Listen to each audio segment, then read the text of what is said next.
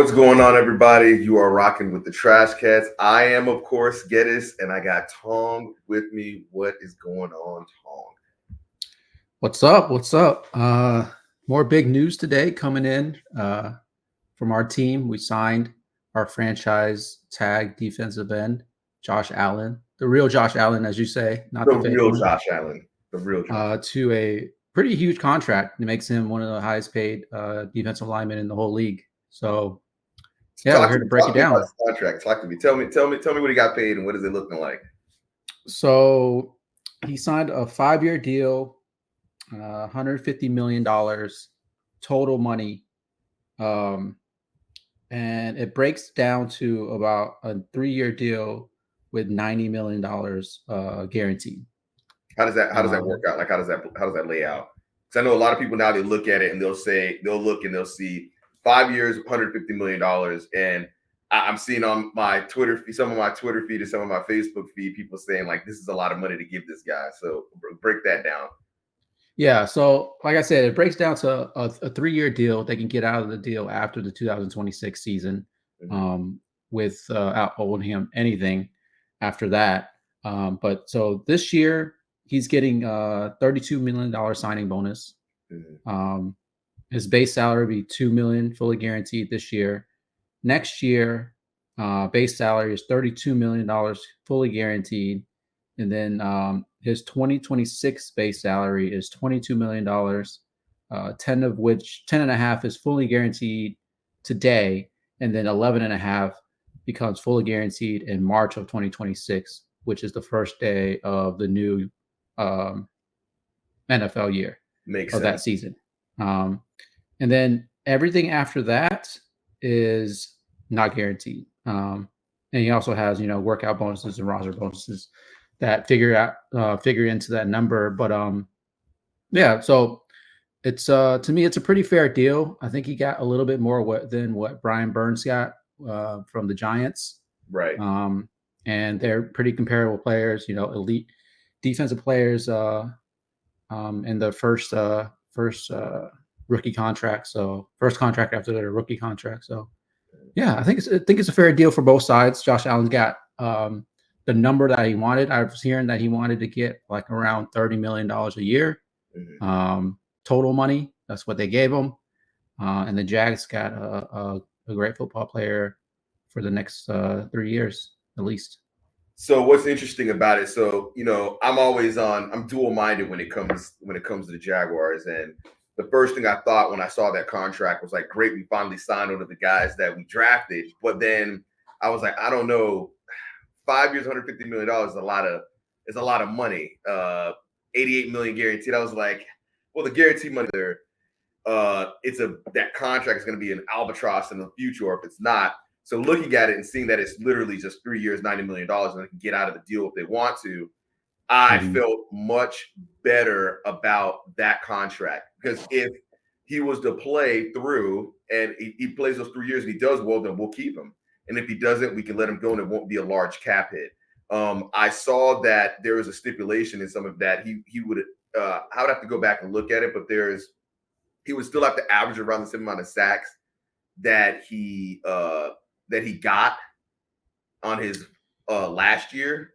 I believe I read. I don't know if I read that correct. Yeah, so there's stipulation in the contract that basically to get you know to get the full $150 million if he plays out his full contract, Mm-hmm. he would um he would have to have 17 and a half sacks or more every year, um and looks like he has to get to the Pro Bowl or be named first team All Pro in every season. So So I'm good with that. He yeah, seems to of be good with course, it, right? So yeah. yeah, overall, I think it's very good. Both sides seem to win. Both sides get what they want. He's obviously betting on himself, and he's thinking to himself, "Hey, I'm here. I can do this. I've done it before. So why not take that contract?" I'm always a little weary about a player that balls out their contract year. Hmm. Uh, and his first year here, he had 10 and a half sacks. But the next year, which he was hurt, he had seven sacks, No, he had 2.5 sacks and 7.5 sacks, 7 sacks, and of course he blows up with 17.5 sacks. So you look at it, it's like, okay, we're in a contract year. Of course he's going to ball out. Do you pay a guy like that coming off of just that 1 year where he blew up with that crazy amount of sacks? Considering the fact that his first year he did have 10. I think his he was always a talented player, right? Obviously, Right. he's a top 5 pick. But he really just like his first 4 years, his issue was really consistency. Like he would have moments, like he would have the 4 sack game against the other Josh Allen. I think it was 4 sacks. I forgot how many sacks he had, but he had a huge game. He would have like huge games where he had like 2, 3, 4 sacks. You brought the Panthers too. And then he would kind of disappear, throughout the whole season. And that was his main issue. And last year, he finally just put it together. Whether it be a contract year, he had the extra motivation, or he had some other help on the defensive line. Because Trayvon Walker also had 10 sacks or 10 plus sacks last year. So he just whatever it was, he put it all together last year. And I think that I don't really he's never had an issue with like his motor, right? Like he's never had an issue with effort. So I don't think that's going to be an issue going forward. And then this year we have another all-pro caliber defensive lineman that's going to be lining up in the inside. Yes. Eric Armstead, so he's going to have even more help. So I expect more one-on-one battles for him this year, and hopefully more production like last year. So what are you telling me? You're telling me how many sacks we're looking at this year? Go ahead and call it. I mean, sacks are a hard number, man. Sacks are a lot of variance with sacks, Right. But I do expect him to play at a really high level. So with Armstead there, I think we do some damage. How do you know? So now we've locked him in. We're headed towards the draft. How do you feel? Because I know how I feel, and I'll talk a little bit about it. How do you feel about our chances going into the draft? What we're probably going to do, or what would you like to see happen during the draft, considering the fact that we do have the Texans to still contend with? Stephon Diggs is out there with Nico and Tank Dell now, and what's his name, CJ Stroud. They're all practicing, showing videos, stuff like that. One of my homies is a Houston Texans fan, is sending me videos, and I'm like, dog, I'm like, that's a pro day. Like that isn't. They're not going up against anybody. And Stephon Diggs, it's whatever. Right. Well, first let me go over like how this affects the draft, like their draft situation. Then I'll tell you what I want to happen. But basically, them signing Josh Allen frees up about an extra $12 million of cap space. So that gives them a lot of flexibility in if they want to trade for like a Brandon Ayuk or a T Higgins on draft day, because I feel like those two guys are still on the table, it seems, especially T Higgins, right? He wants out. He's already told Cincinnati that he doesn't want to play for them anymore. Please. So that frees them up to trade for him and then give him a big contract that he wants. And before that they didn't have that flexibility because it was $24 million hitting their cap from the franchise tag. So and that's get his deal done. Right. And that's a big reason why they couldn't get Ridley done, because basically what the Texans or the Titans were offering Ridley, they couldn't touch because they had no flexibility in the cap with the Josh Allen situation at the time. So gives them a lot of flexibility to trade for a veteran wide receiver if they want to. What I want to happen, whether it be trade for one of those big wide receivers or to trade up and get one of the big 2 receivers, I would love it. But I feel like it might be a little bit too much to give up, because I think they're at 17. 17, yep, that's right. And I think they would have to trade up to get either Neighbors or Marvin Harrison Jr. They would probably have to jump ahead of the Giants. And then the Giants are at 6. So they're going to have to get up a good amount of draft capital to get up that high and jump 10 spots to get up and get one of the 2 receivers. But it's a deep receiver draft. If they don't get a receiver in round 1 or they don't trade up, I think there's good receivers. I don't know if there's like a receiver that you can kind of plug in as the number 1 receiver. But right that's kind of away. what we need, is it not? Yeah, that's kind of what we need right now because it's Right. we're 4 years into Trevor Lawrence. You can't have another rebuilding year. You kind of have to put the weapons around him and figure out what you got like this Right. year. But aren't So you? yeah. So the concern is the cap, right? You go get a T Higgins, you pay him all the money that he needs. There's a Mhm. concern of the cap. Now we've had many discussions about the cap, so very many many people may have not heard that are on this channel. So we often reference the Los Angeles Rams, and they literally went and got every single person that was available to help them win that Super Bowl. You think that's something that Jacksonville could do, and what's your thoughts on the cap in general? I mean, my motto is always the cap doesn't exist, right? Because it's and the cap exists, but not in a sense that everybody thinks it exists, right? If you want to Mhm. win now, you the NFL contracts are can be structured in ways where you can kind of push back. You push back cap numbers and restructure deals to where you free up space when you need it. You just kind of have to mortgage your future a little bit, right? To Right. kind of win now. But yeah, I think the Jaguars. I don't think they have to worry about cap issue. They're in a healthy cap situation right now. So if they wanted to get a star receiver, they can definitely afford to pay him. They offered Ridley a top 5 receiver deal. The Titans just offered him a crazy number that he couldn't Which is, yeah, refuse. crazy. So yeah, cap wise, I'm not worried about them paying a number one receiver. It shouldn't be a problem at all. So then we need to make this happen. So my only concern with this, because obviously the last episode was a bit emotional, but I'm trying to look at it objectively, and Mhm. I look at the Texans, and I think the Texans are better than us, but I don't think we can't compete with them. Now, if we were able to trade to get one of these top wide receivers, then I truly feel like we're in competition. Like that, I feel like that's the piece that's missing.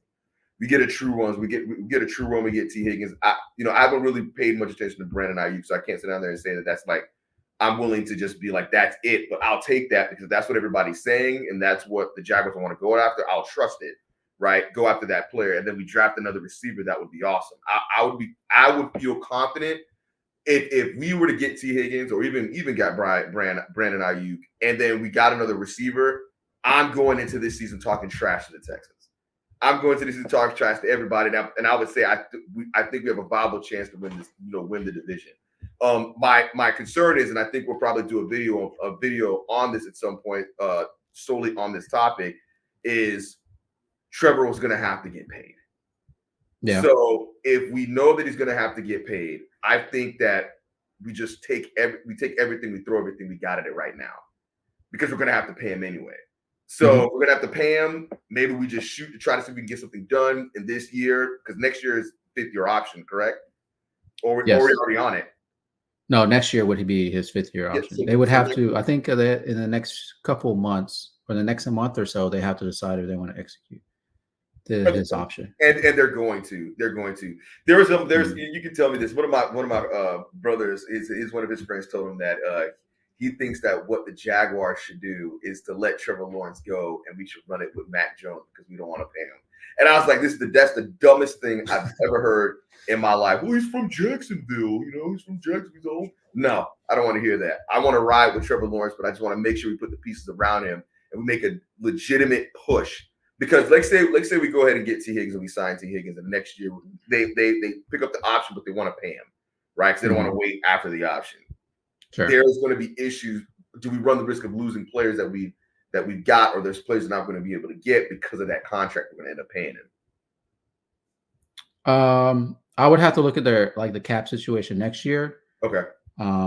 But I mean, they've the Jaguars have been really good at structuring contracts for players in a way that they can get out of it after 2 or 3 years. Mm-hmm. So I expect their cap situation to be healthy next year, healthy enough for them to get whatever they need done with Trevor Lawrence and keep the core intact as well. Um, I'm trying to think of players that would have like their contracts up. I think Christian Kirk would be a player next year Got it. because he signed 2 years ago. Yeah. That they would have to make a decision on. But you know, I think Christian Kirk's a great player, but if we lost Christian Kirk and gained a slightly cheaper receiver and still had a Brandon Ayuk or a T Higgins on the roster, I don't think anybody would be upset, right? No, we wouldn't be upset about that. Yeah, I wouldn't be upset about that at all. Yeah, so there's a couple players that they need to make decisions on next year, in addition to Trevor. But I think as long as they get a receiver this year, like you said, they'll be in good shape. Now, if they come out the draft and there's no number one receiver, and they don't have a plan, it's going to be a rough offseason. It's going to be a wrap. Yeah, at that point, then you're going to get super emotional, Geddis, and I just want us to be in a position where we can compete. I don't want to get swept, and we still got to be concerned about Indy because they're not bad. And no. I said Anthony Richardson was going to be trash, but then you're like, no, he's not. And then I sit down and I saw it. And I remember watching him play, and I think I texted you. I was like, okay, I see it. Like I see why they drafted him. I see why. I'm like, if he can learn how to pass a little bit better, the dude's going to be a problem. Right. So, yeah. He's speaking of Josh Allen, he reminds me a lot of Josh Allen, a young Josh Allen, and that's a problem. If he can develop like Josh Allen, you know, they're going to be a good team. Right. This is not your grandma's AFC South for all the people that keep talking about trash about the AFC South. So awesome. Well, if people haven't realized yet, Tom's a resident capologist. So if you have any cap questions, you know, Tom has got that locked. Yeah, and remember, I like the numbers, you know. Yeah, and the cap doesn't exist. It doesn't exist. You can always make it work. You heard it here first from Tom. Awesome. Well, I appreciate you being on with me, like usual, right? So if you've made it this far, thank you. Hit the like button, you know, hit the subscribe if you like what you're hearing, and let us know if you have any questions or anything like that. Oh yeah, and address some things. Everybody was calling me saying that I was coping on the last video because what I was saying, I don't think I was completely coping, but I was trying to speak some things into existence. So yeah. But anyway. You got anything else for us, Tom? No, excited for the draft and excited to go over and cover that part of the offseason because I think there's some good players that we can pick up in the first and second round. We just need you to hit Balky, please, for the first time ever. Hit on a wide receiver. Just need to do it. Just one time. Just one time. You know, there's before we leave, and I know I tried to end the show, but I wanted to read this quick stat to y'all. Real fast. So, okay. So of the last 5 years, according to Warren Sharp, of the last 5 years, the most draft capital spent on wide receivers in the last 5 years was the top three were the Ravens, the Eagles, and the Broncos. You want to know? Guess where the Jaguars ranked? Had to be close to the bottom. 30. Yeah. Only ahead of the Bills and the Buccaneers because the Buccaneers had legitimate receivers. They didn't have to draft receivers. But yeah, right. And here we are. So I hope we spend some of this draft capital on receivers. So like I said, thanks again for watching the video. Like, subscribe. We're going to be hitting y'all with more Jaguar stuff as we go along. Talk a little AFC South stuff too. So yeah, that's it. Peace.